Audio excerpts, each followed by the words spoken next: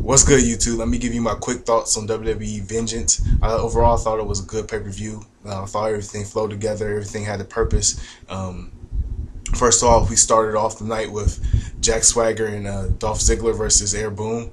Air Boom was able to come out on top. I picked Dolph and Jack in the match, but they weren't able to come out. I thought either way you could have picked either team to come out on top.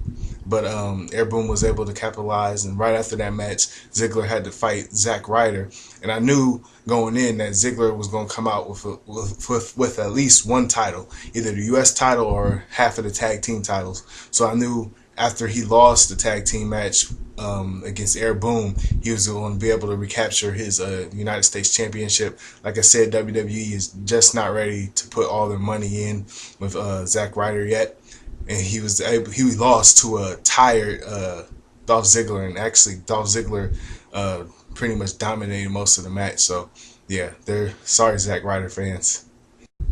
Next, we saw Sheamus and Christian face off in a feud that's been going on for a few weeks now.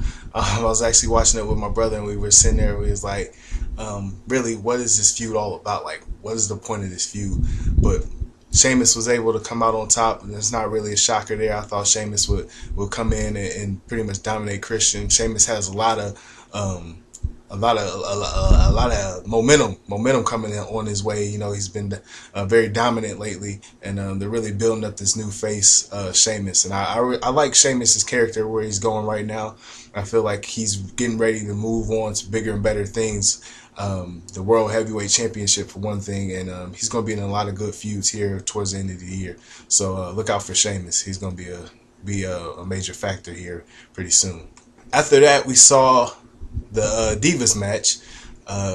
Eve Torres versus Beth Phoenix. Beth Phoenix was able to come out on top.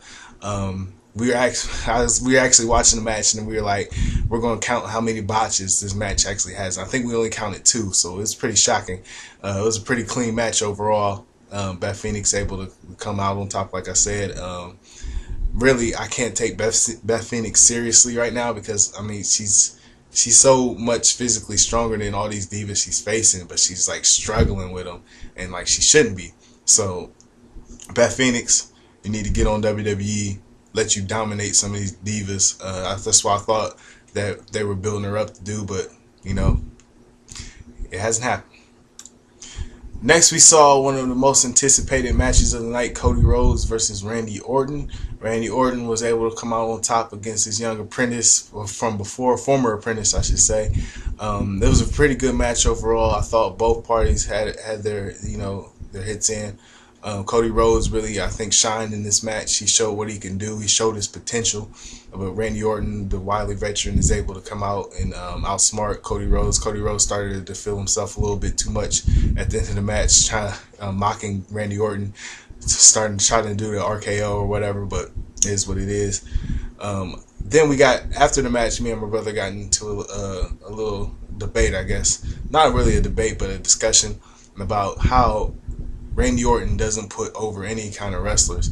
I think Cody Rhodes really would have benefited from being put over tonight by Randy Orton. Maybe he'll do it in the future, but I think somewhere along the line, for Cody Rhodes to be able to jump from the Intercontinental title mid-card to pay-per-view main event status, I think he's going to have to get over on somebody. And I'm not sure if Randy Orton's going to be that guy. This feud is going to keep going. But if it doesn't, I think Cody Rhodes would be better served getting that somewhere else. But I kind of like the feud that they had. I hope they keep it going. Because Cody Rhodes, I think, pretty soon is going to be pretty big.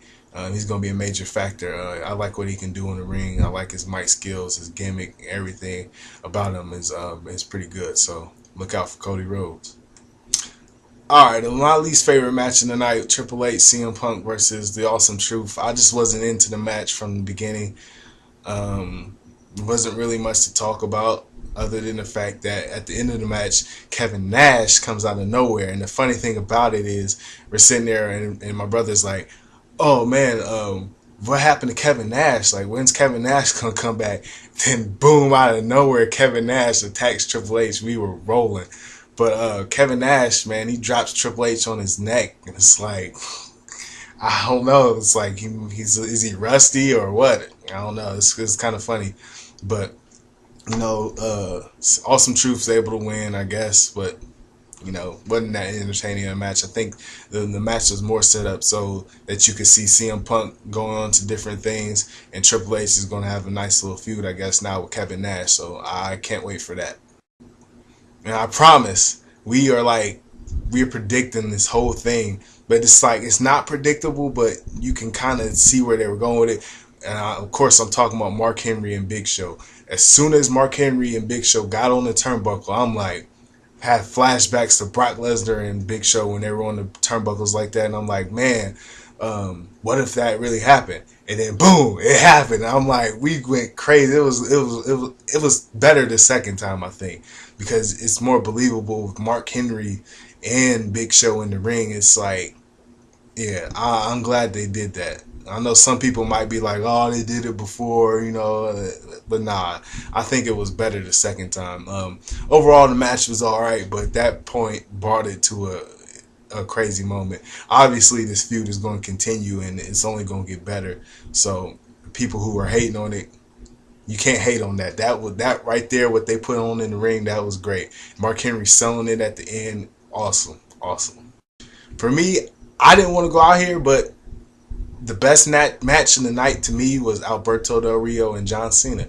I thought they put on a good show. Both superstars were really into the match. They left it all out there. They competed. Ricardo Rodriguez competed. He got beat down, but man, he was taking some hits for Alberto Del Rio. Like, he is really his road dog for real. But they went back and forth. I picked Del Rio to win. I knew Del Rio was gonna win, but the ending wasn't that great. But you know, Awesome Truth come out and screw John Cena again. So I think there's gonna be more to that. Maybe on Survivor Series, The Rock and Cena's team will go against Awesome Truth's team. Who knows? We'll see. But Alberto Del Rio able to come out on top. That boy earned his mic today. He came in and I think he showed Cena that he's a legit player, even with Ricardo Rodriguez being the pest. I think he showed Cena that, hey, I'm here. I'm a viable WWE champion. Stop questioning me. That's twice now that I beat you. So, you know, that's the first time he beat him one-on-one. So, yeah.